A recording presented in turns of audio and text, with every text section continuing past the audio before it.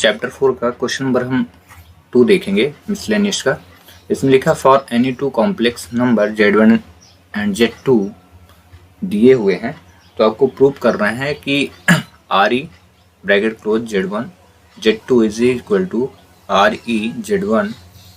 ये RE जो है रियल नंबर है और यहाँ पे IM जो है इमेजिनरी वैल्यू है। ठीक है, तो real number Z1 dot Z2 bracket close is equal to real number Z1 real number Z2 minus imaginary value Z1 और imaginary value Z2।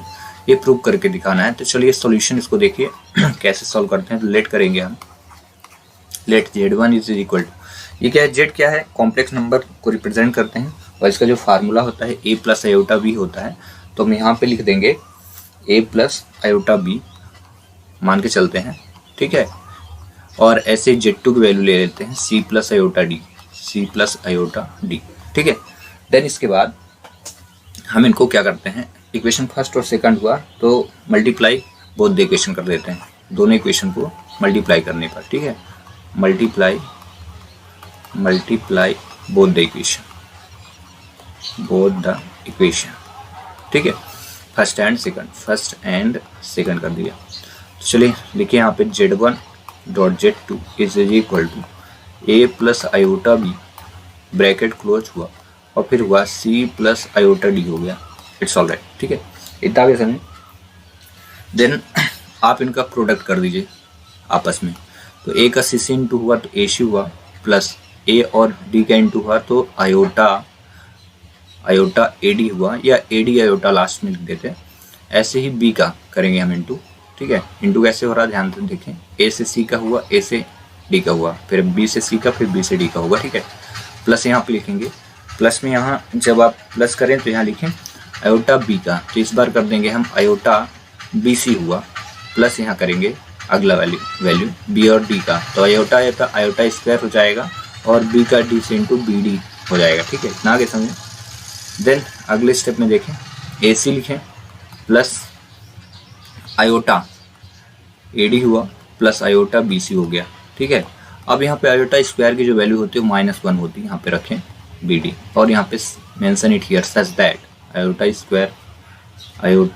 Square is equal -1। ठीक है, नेक्स्ट स्टेप में क्या करिए, इमेजिनरी वैल्यू को साथ में और रियल वैल्यू जो है उनको साथ में करिए। तो AC रियल वैल्यू हुई और यहाँ पे प्लस माइनस माइनस हो जाएगा तो माइनस BD कर दिया मैंने। ठीक है, प्लस आयोटा लिखे। ठीक है, प्लस आयोटा कर दिया और यहाँ पे लिख दिया क्या AD और प्लस लिख दिया आयोटा BC, ये इमेजिनरी वैल्यू हुई। नेक्स्ट स्टेप में आप क्या करेंगे, यहाँ पे लिखें AC को लगा लें, AC माइनस BD, ये आपकी रियल वैल्यू हो गई। और यहाँ पे Z1 डॉट Z2 था। ठीक है, ये यहाँ पे हम इम्प्लाइज लगा देते Z1 डॉट Z2 और प्लस लिखेंगे AD और प्लस BC कर दिया और आयोटा जो है वो बाहर रख दिया, ये आ गया। अब हम क्या करते हैं, इसको रियल वैल्यू और इमेजिनरी वैल्यू में क्या करते हैं, कन्वर्ट करते हैं। तो यहाँ पे Z1 डॉट Z2 है, इसमें आयोटा नहीं है। इमेजिनरी वैल्यू तब होती है जब उसमें आयोटा लगा हो, तो आयोटा है नहीं, तो आप यहाँ पे लिखेंगे RE Z1 डॉट Z2 हो गया, रियल नंबर हुआ। अगले स्टेप में देखें तो ये भी वैल्यू है, इसमें भी रियल वैल्यू, तो आप लिखिए RE, फिर से RE क्या हो जाएगा, Z1 RE Z1 और डॉट क्या हो गया, Z2 हो गया। और यहाँ पे माइनस लिखें, इमेजिनरी वैल्यू को रिप्रेजेंट करेंगे, माइनस लिखें और माइनस के साथ क्या लिखेंगे, इमेजिनरी वैल्यू है Z1 dot imaginary value Z2, ये हो गया। और इस प्रकार ये क्वेश्चन हो गया सॉल्व। ठीक है, ये आयोटा वाली वैल्यू को मैंने इमेजिनरी वैल्यू में कन्वर्ट कर दिया। ठीक है, यहाँ पे देखिए इमेजिनरी वैल्यू में B था तो B होना चाहिए, तो आप देखिए यहाँ पे B है और D होना चाहिए था, तो यहाँ D है, इसलिए ये इमेजिनरी वैल्यू में कन्वर्ट हो चुका है। और देखिए विदाउट, ये रियल वैल्यू थी, वास्तविक संख्याएं जो थी ये थी, तो इनको मैंने रियल वैल्यू पे रिप्रेजेंट कर दिया। इसमें भी आयोटा नहीं था इसलिए रियल वैल्यू पे। और इस प्रकार ये क्वेश्चन हुआ सॉल्व, क्योंकि हमें क्या बोला गया था कि prove that real bracket RE bracket Z1 dot Z2 is equal to RE Z1 dot RE Z2।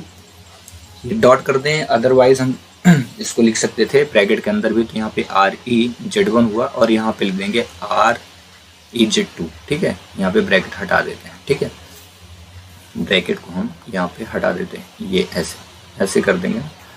ये पूरी तरीके से हम यहाँ पे लिख देते हैं ऐसे, REZ1.REZ2 हो जाएगा।